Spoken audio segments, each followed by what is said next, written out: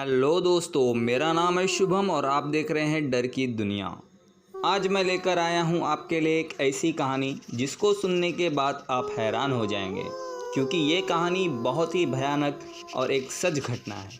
दोस्तों, अगर आप मेरे चैनल पे नए आए हो तो चैनल को सब्सक्राइब करना ना भूलें, क्योंकि मैं फ्यूचर में भी ऐसी डरावनी कहानी आपके लिए लाता रहूँगा।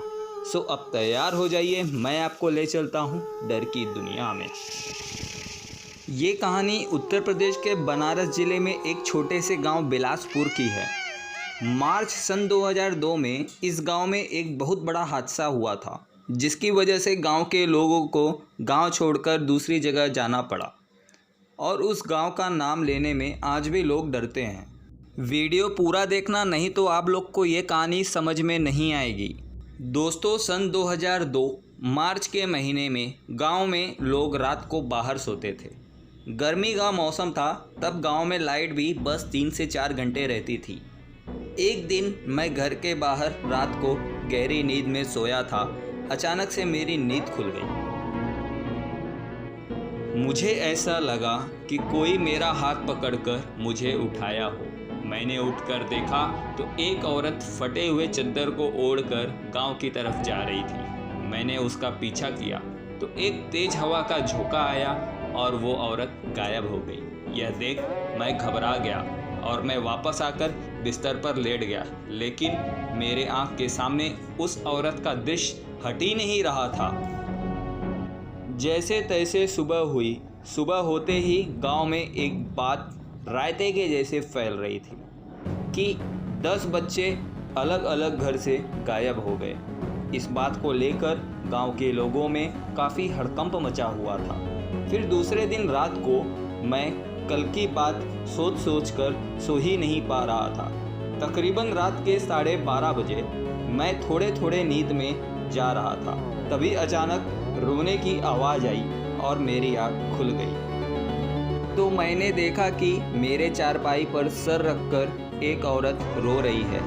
मैं उसकी तरफ हाथ बढ़ाया और उसके सर को छूने की कोशिश की तो मेरा हाथ उसके सर के अंदर घुस गया, जैसे कोई ट्रांसपेरेंट औरत थी, और वो फिर उठकर गांव की तरफ चली गई। मैंने चेहरा देखने की बहुत कोशिश की, लेकिन वो अपने चेहरे को बाल से ढकी थी, इसलिए मैं चेहरा नहीं देख पाया।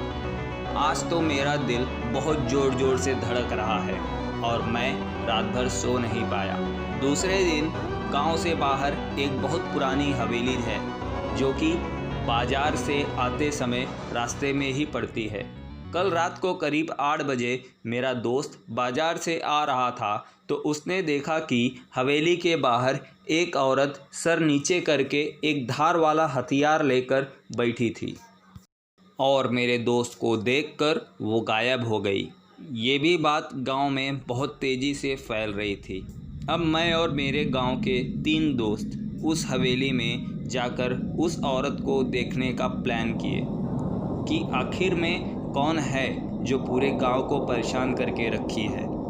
अब हम लोग शाम के करीब 3 बजे उस हवेली के अंदर गए।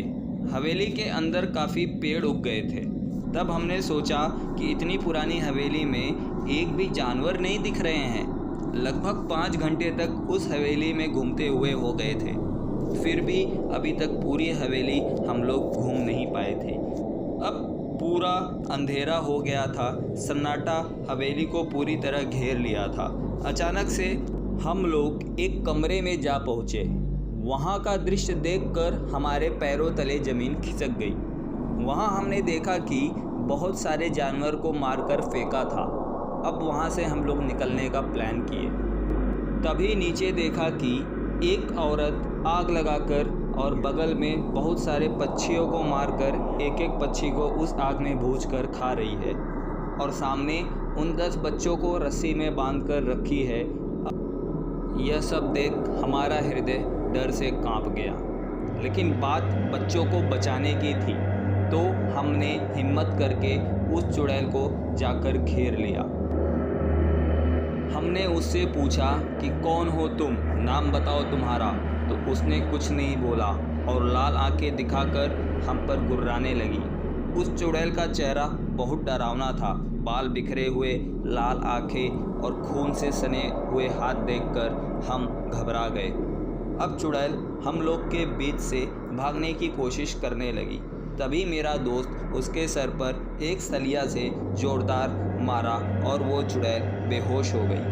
अब हम लोग उसको वहाँ से उठाकर और बच्चों को बचाकर गांव लेकर आए। चुड़ैल को एक पेड़ पर बांध दिया। गांव के सारे लोग चुड़ैल को घेर लिए। थोड़ी देर बाद चुड़ैल को होश आया।